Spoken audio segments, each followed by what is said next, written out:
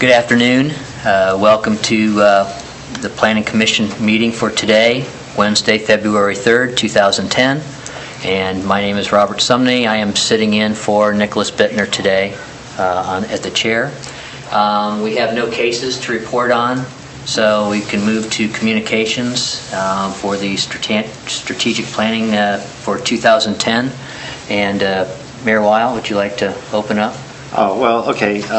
As you say, we have no cases, so we're starting the new year. So part of the issue would be, what do we want to try accomplishing in 2010? Part of the thing, of course, I've put a small list together, but I know Paul Logue, the planner who's in the audience, will have some other issues or items to bring up. One, of course, is that we started the sign code. We had a sign task force last year. We started looking at the sign ordinance and adjusting some of the stuff. We probably should continue with that. In particular, I believe what we have that would be on our plate is still the rental signs and the nameplate signs. I think the sandwich signs we pretty much laid to rest, which we didn't really vote on, but we voted it down, I believe. And we have yet to submit any of that to City Council.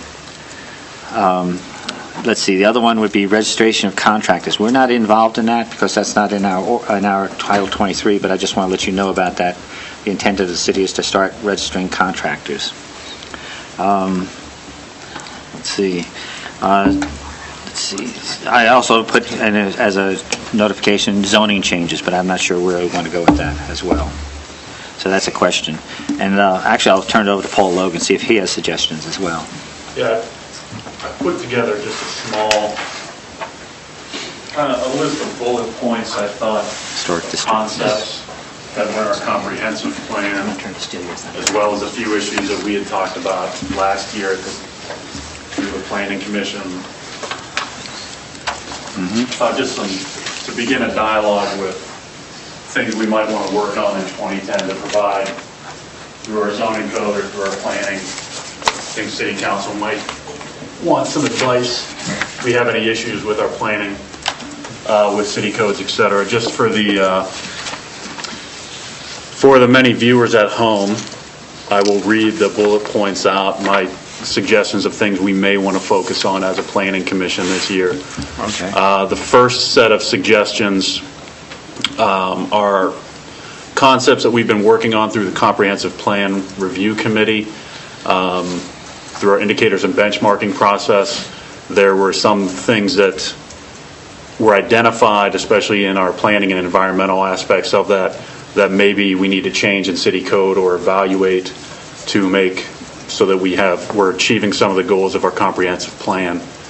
Those were code updates to address energy efficiencies, cluster housing for new subdivisions so that we're trying to conserve open space, things like that. Issues with parking. I've been working with a graduate student for the last 6 months or so to kind of develop alternative parking strategies for the city of Athens. We're almost wrapped up with that. I'm meeting with him tomorrow. Infill redevelopment, that is something we may expect to see over the next 5-10 years in Athens as the city is mostly built out. We don't really have infrastructure to annex out anymore. We've got floodplain issues as we move along East State Street, etc. So we may see some infill redevelopment occurring. Permeable surfaces was one that was brought up. Addressing lot coverage requirements in our subdivision and zoning code, and food security. Now I put that one in there, but I believe City Council's seems like they're addressing some of those major issues right now with front yard gardens and things like that. And then a few other key concepts that I'd included, some things we had talked about last year, and just a few other ideas that I had from talking with citizens and through our town hall process that we've been going through. Were, are there strategies with which we can integrate sustainability concepts into Athens City Code?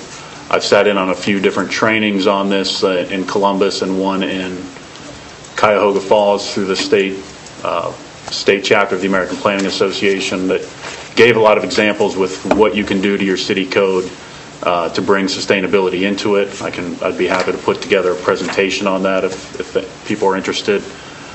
Historic preservation, which I talked about last year, especially with our Uptown District. Mixed use development, which I know the chair, Nicholas, has brought up last year as well. In general, we have housing issues, I think, that may need to be addressed in the city, where we've got 95% rental occupancy, we've got high rents, we have very limited housing stock for owner-occupied housing. And then the last bullet point, we're just within the comprehensive plan, which I assume everybody has a copy of, but if not, I can make sure to provide them. The 2005, the implementation section, which is phase 2 of our plan, goes into some detail relating to overlays and development concepts for key areas of the city, including East State Street, Stimson and Mill, Columbus Road, West Union and Schaefer, and then Richland Avenue. So I thought, I just wanted to throw out some ideas for things maybe that we could put on our table potentially for 2010. John and I can provide most of the key research and put packets together and have that dialogue going for the 4 or 5 of you.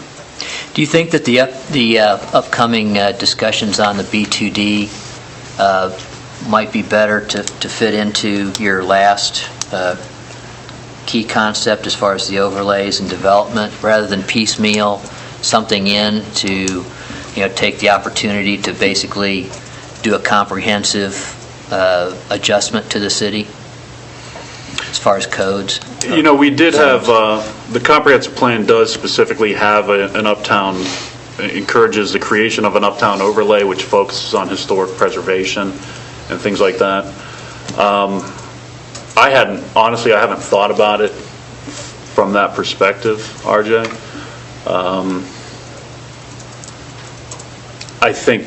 I really don't know, actually. I'm not sure.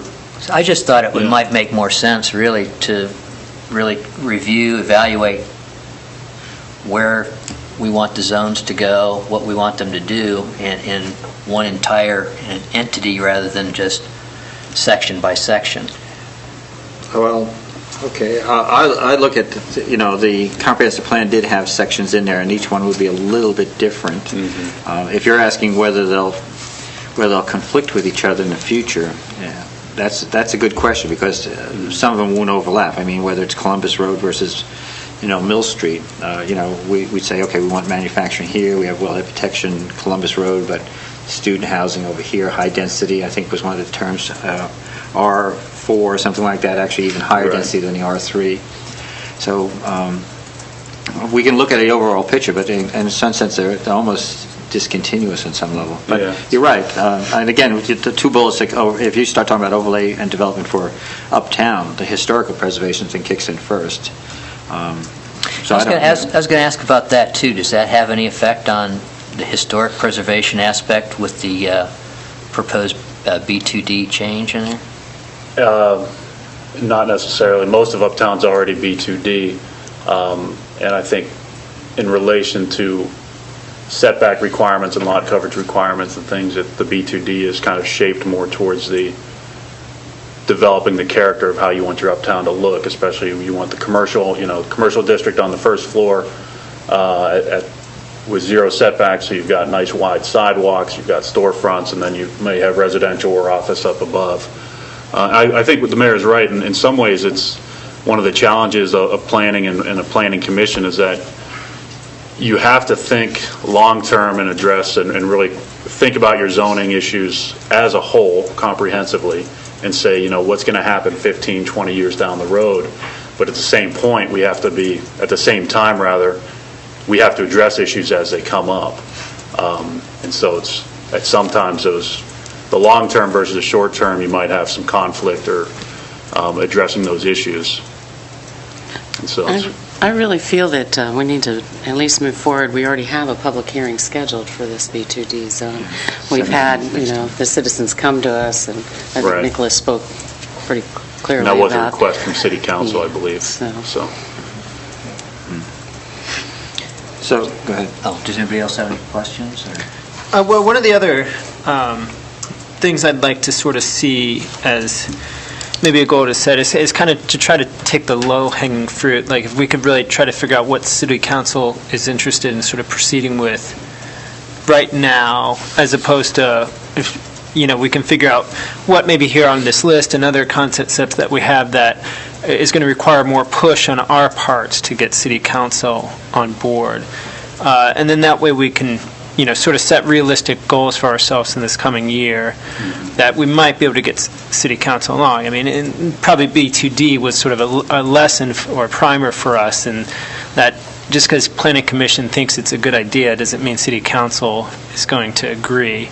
So if we can try to find those things that they're willing to legislate at this point, that might be the way that we can start to, I guess, build momentum that we can sort of put forward to the bigger concerns that we have, maybe, whether it's the historic preservation, the overlay, or doing mixed development, or, I could see even clustering housing and subdivisions could find resistance in city council. So, but I do understand from city council, and this is something we talked about a lot in 2009, was starting the process of, revising the city code, revising the zoning map to fit with that new city code. And that's something I think we can sort of do together with city council. It shouldn't be they should take it up. It shouldn't be us that take it up. It should be sort of both organizations or groups take it up together, and we can maybe get something that, within the next couple years can go forward. But to start the process this year would also be a nice goal. RJ, since you're chair, I would suggest if we do that, we should probably sometime schedule a city planning commission and the planning development commission of city council at the same time, an evening meeting sometime, just to bounce off each other and say, okay, what's, they regularly have committee meetings every other Monday. Some are tied up with many committee meetings, but maybe we can just schedule one saying, okay, let's have a discussion of what you think should be changed or what you think the needs are, and bounce that back and forth. And with the idea we go away, we work on it and come back another time. I know the last time the zoning code was put together, I think they ended up having maybe one meeting total, and that was towards the back end, if I remember. And as a result, they both ended up with two different versions that had to be put together eventually. So communication would be a wish list, communication, some ideas of where each body stands on it. Would be nice. It's just a suggestion. But, I agree with the mayor on that aspect. I know you brought that up before, that we should probably get together and do this, but now's probably a good time, as ever to get together. And that would be something that you could maybe work to coordinate on the Planning Commission's behalf, or would you, something that you would like? I can do that. Okay. Let's say they're having committee meetings next Monday, and I know there's only one schedule of I think finance and personnel. But let's not try for this so soon. Well, no, I think it's more just to gauge their interest in how soon they would they like to get together, do this, and how soon would they be willing to. I'll bring it to their attention. Okay. That's no problem. Did you have anything else that you wanted to discuss as far as the points that you brought up on there? No, in fact, I was hoping to just stimulate the discussion just to get what we're coming out of this, so that helps John and I to know what you guys are interested in working on, so that we can provide information and guidance or whatever you guys may need. So it's your planning commission, not ours. From our town hall meeting, open mic session, the signs came up quite a bit, both the placards or nameplate signs and the rental signs. So I really do think that we should revisit that, because it seemed to pique the interest of the citizens. You guys should have packets on that from last year. If you guys need additional packets, let me know. I'll put them together. And again, we addressed some of it, and some of it we decided to act on, some we didn't, and some are still hanging. So it's probably the idea is to get something to council eventually, so they can vote it up or down as well, and make that decision. So to basically have a meeting to basically review what we discussed, since it's been so long ago, and then proceed from there. Yes, what needs to be done. If I may, that's something, again, tying it back to city council. Is this something that we've already created a good amount of publicity with looking at the sign, and if people are bringing up at the town hall meeting, people were interested. Is it something too controversial for city council to go forward with? Is it something that, not to say we're wasting any time, but I don't think so. Again, if the town hall meeting reflects what citizens want, and there are several city council members there at the meeting. Okay. and they heard it too. So they're aware of some of the issues.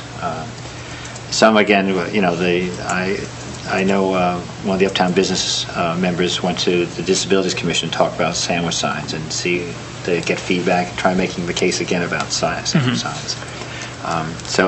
And realize we just basically nixed that for the most part. So that's something that won't go to council, Right. unless they want to add it themselves. Okay. I think the other one was the real estate signs, which we have approved as a larger Right. size, but that's still hanging up with the idea that we're going to get other pieces of legislation to hand off to Right. them. Right. Understood. Okay. So I don't know. They can say yay or nay, and we'll be done with it at that point. I guess. I hope. Right. Right. Is there anything from code enforcement, please? I just included in your packet there a little analysis on the parking study for the B2D area for your mull over before the public meeting. And excuse me, losing my voice. In a couple of weeks. So, you want to talk about? Real briefly, I can just say that doing a pretty extensive study down there, it looks like we've got in that area 295 beds in the area of the proposed change. And there are currently 156 parking spaces that are allotted towards those 295 beds. And then I counted the number of parking spaces down that area, and there were 224. So only 68 spaces would be available to be changed over from business to residential if this was to be changed from B3 to B2D. The second page is a little graph for a site plan of the area that we're proposing to change, and I have labeled the lot numbers and they correlate to the front part as to where those lots are at, and how many spaces are there.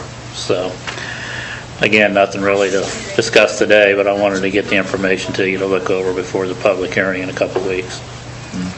I suspect we'll have to make this available for the public as well for Right. the hearing, just so they have information. Historically, why was that left behind, do you know? I couldn't tell you. You mean why that area was, no, I don't know. Paul, do you have any recollection of that area? Not too much. From reviewing some of the minutes from back in the 90s when this was discussed at City Council, at the time, there were some of the businesses on North Court. Some of the property owners at that time were against it. I believe was there a plumbing contractor on North Court? Yeah, there used to be. There were a couple of. There was discussion in the 90s about changing this over. At that time, there was In-Town Body Shop, which was an automotive shop. There was the BP station was actually a gas station. And a service garage at that service point. Service garage. Okay. And then it was a plumbing. So the nature has changed over time in that aspect in terms of businesses. I think one of the restrictions that was contested was I think the B2D requires you can't have like machinery or manufacturing or some kind of business, mechanical business in the first floor seen from the outside. It was a very interesting little piece. The other one was freestanding signs at the time. And those were the two hanging points in the 90s that was discussed. Realize, of course, BP is no longer a garage, but more a convenience store. In-Town Body is gone. And then the plumbing is gone as well. So the nature has changed in that area. Now it's pretty much come to, at that time also there was a parking requirement 500 feet of the parking garage, which limited the parking aspect in terms of commercial. So things have changed over time. The heights changed, requirements have changed for B2D. The parking would once it's all one zone, it would end up in, the commercial parking would disappear, which is what Mr. Paskey is talking about, which is basically 86 parking spaces, which are probably commercial, will shift. But not necessarily, because if you think about it, there are people who are going to make choices. I'd rather have parking for my clientele versus residential upstairs. Yeah, some of it, like the Historical Museum, I don't think they would actually give up theirs. I don't know. But you look at some of the places that had those parking spaces and whether they'd be willing to give them up from their business for residential, who knows? But, they're all there, best I could tell. And again, that public meeting is February 17th at noon for people from the community who want to come here and speak on that issue. Correct.